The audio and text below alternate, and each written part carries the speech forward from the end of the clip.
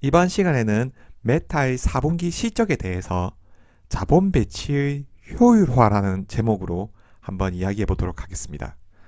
2월 1일 메타의 실적이 발표되고 프리마켓에서 주가가 20% 이상 상승했습니다. 이 4분기 실적이 어땠을까요? 사실 실적에 대한 숫자는 크게 좋지 않았습니다. 근데 왜 주가는 이렇게 뜨거울까요? 한번 살펴보도록 하겠습니다.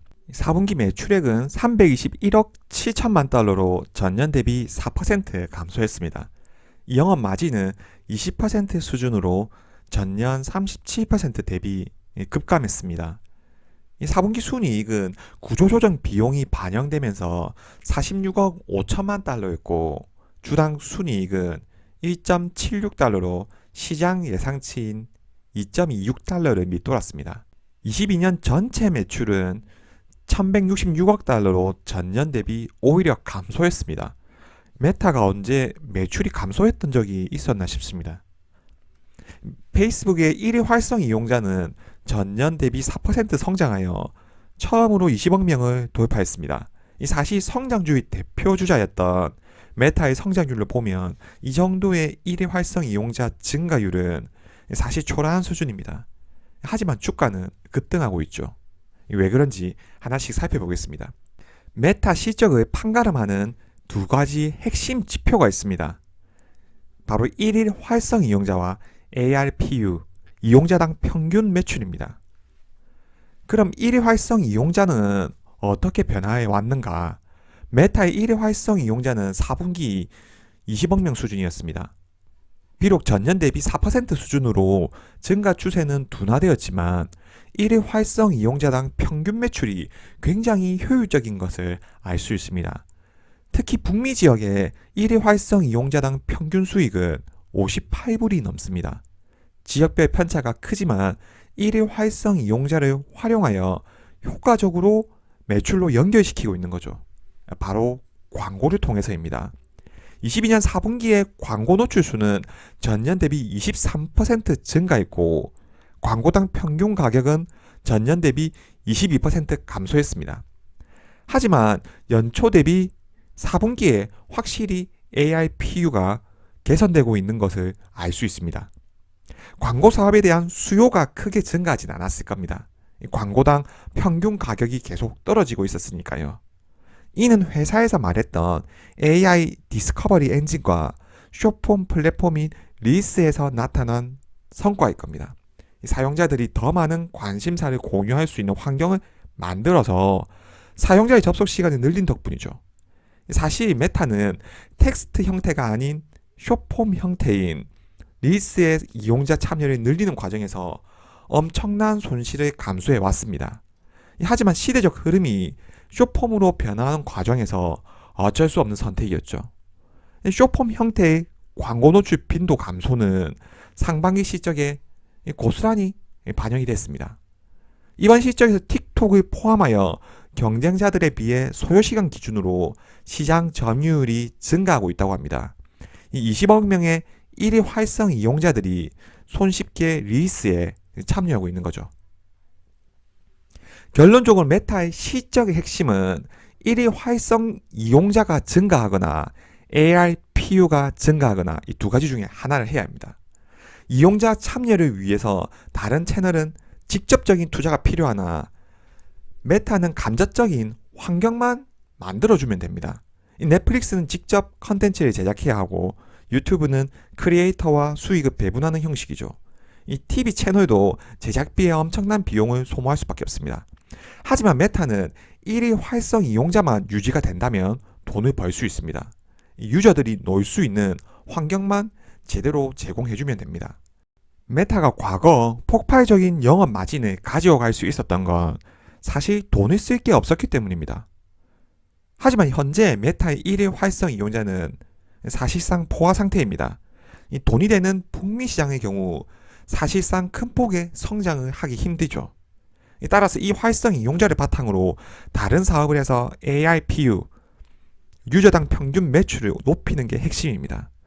20억 명의 활성 이용자가 늘지 않더라도 ARPU를 늘릴 수 있다면 과거의 영업 마진을 유지할 수 있고 새로운 사업으로 확장해 갈 수 있기 때문입니다. 릴스가 메타의 1위 활성 이용자 확보를 위한 피할 수 없는 선택이었다면 광고 모델에 대한 지속적인 개발과 투자는 AI PU를 높이기 위한 방안입니다. 메타 매출의 99%가 광고 수익이라고 할 만큼 메타는 사실상 광고 회사입니다. 그리고 메타가 가장 잘하는 분야이기도 합니다. 사람들이 메타에서 광고를 하는 이유가 있습니다. 이 적은 비용으로도 제일 효과가 좋기 때문입니다. 그리고 3분기 나온 결과를 바탕으로 본격적으로 왓츠앱 메신저를 통한 광고 사업에도 뛰어들었습니다. 왓츠앱은 전 세계 20억 명이 쓰는 메신저 앱입니다. 이를 수익하기 위해 메타에서는 공을 들이고 있고 현재 북미 지역에서도 큰 폭으로 성장 중에 있습니다. 왓츠앱에 대한 영상은 지난 영상에 있으니 한번 참고하시기 바랍니다. 사실 메타의 광고는 중소기업이나 소상공인 위주의 정해진 예산으로 집행되는 경우가 많습니다.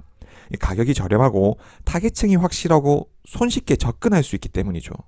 그만큼 경기가 어려워질 때 타격을 많이 받았던 사업입니다. 하지만 경기가 회복될 때 가장 먼저 접근할 수 있는 마케팅 창구가 메타의 광고 사업입니다. 앞으로 경기가 회복된다면 메타의 광고 사업이 탄력을 받을 가능성이 높습니다. 마크 주커버그도 이런 부분에 대해서 많은 고민이 있었던 것 같습니다. 코로나 이후 원격 근무부터 시작해서 일상이 비대면으로 바뀌다 보니 메타는 넘치는 현금 흐름으로 뭔가를 해야 했습니다. 시대 흐름은 메타버스라 판단했고 가장 잘할 수 있는 분야로 생각했겠죠.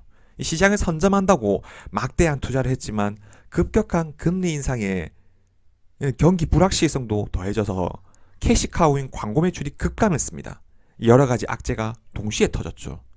올해 4분기 실적에서는 리얼리티 랩 투자를 안 한다는 게 아닙니다. 올해는 경기 상황에 맞춰 패밀리 앱 제품군에서 추가적인 성장 동력을 찾겠다는 겁니다. 그리고 비용을 통제하고 조직을 슬림하게 구성해서 수익성을 극대화하겠다고 합니다. 사실 메타는 SNS 생태계 구성과 광고 사업에 투자를 제외하면 사실상 돈 쓸 데가 없는 회사입니다. 하지만 1위 활성 이용자의 둔화는 메타의 새로운 성장 동력을 필요로 했습니다. 그리고 조직이 비대화됐죠.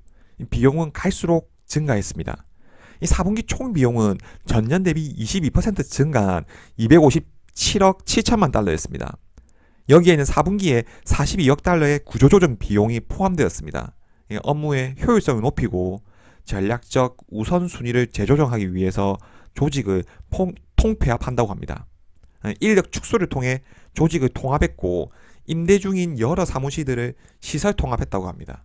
차세대 데이터 센터로 전환하기 위해서 데이터 센터 프로젝트도 통합했습니다. 그리고 비용 절감을 토대로 자사주 매입 계획을 발표했습니다. 메타는 4분기에 69억 달러, 2022년 전체에 279억 3천만 달러의 자사주를 매입했습니다. 올해는 주가 부양을 위해 400억 달러 자사주 매입에 나서겠다는 계획도 발표했습니다. 22년에 279억 달러의 자사주 매입과 올해 400억 달러의 자사주 매입은 메타의 주가 부양에 대한 의지와 함께 자본 배치의 효율성을 잘 보여주는 사례입니다. 메타는 미국 빅테크 중에서도 현금이 많은 기업 중에 하나입니다. 올해 이익률이 꺾이긴 했지만 매년 30%가 넘는 이익률을 따박따박 벌어왔습니다. 넘치는 현금으로 저렴해 보이는 자사주를 매입한다는 거죠. 오늘 기준으로 PER이 17배 정도인데 PER 역수로 투자 수익률을 계산해보면 5.8% 정도입니다. 미국 이자율이 5.8%가 훨씬 넘는 상황에서 메타의 수익성을 감안했을 때 자본 효율성 측면을 본다면 당연히 자사주를 매입하는 게 맞습니다. 메타의 악재랑 악재가 다 겹쳤던 작년 영업 마진이 20%입니다. 회사에서의 자사주 매입은 내년에 광고 모델 효율화와 비용 통제, 미래 투자를 하면서도 지금 주가가 가장 싸다는 미래에 대한 확신이고 올해 영업에 대한 자신감입니다. 올해는 그러면 어떻게 될까요? 사실 4분기 실적은 메타의 2분기, 3분기가 워낙 빠졌기 때문에 전분기 기저효과에서 온 것도 있습니다. 실적 가이던스도 보수적이었죠. 그리고 4분기 실적을 아무도 기대하지 않았습니다. 하지만 주가는 3분기 100불이 깨진 후 슬금슬금 올라 지금까지 왔죠. 이 3분기 실적 발표 후 주가는 5년 전 주가 수준이었습니다. 포워드 PER이 10도 안 됐습니다. 핵심 사업인 소셜미디어 영업이익률은 34%였고 SNS 1일 활성 이용자는 적게나마 증가하고 있었습니다. 메타버스에 대한 투자나 VR 시장에 대한 밸류에이션은 전혀 반영되지 않은 상황이었죠. 이 사람들이 봤을 때 메타는 특별할 게 없어 보이는 주식일 수도 있습니다. 하지만 이용자의 단순한 참여를 이 정도의 매출 지표로 연결시키는 회사는 지금까지 없었습니다. 메타는 작년 악재가 겹쳤던 상황에서도 회사에서는 여러 가지를 준비했습니다. 숏폼 컨텐츠로 빠르게 변화를 시도했고 메신저 앱의 수익화를 위해 집중 육성 중에 있습니다.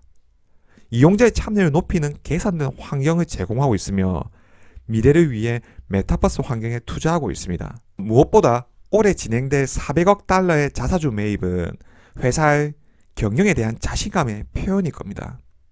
만약 올해 생각보다 경기 회복이 빠르게 진행이 된다면 메타의 수익성은 크게 개선될 가능성이 높습니다. 시청해 주셔서 감사합니다.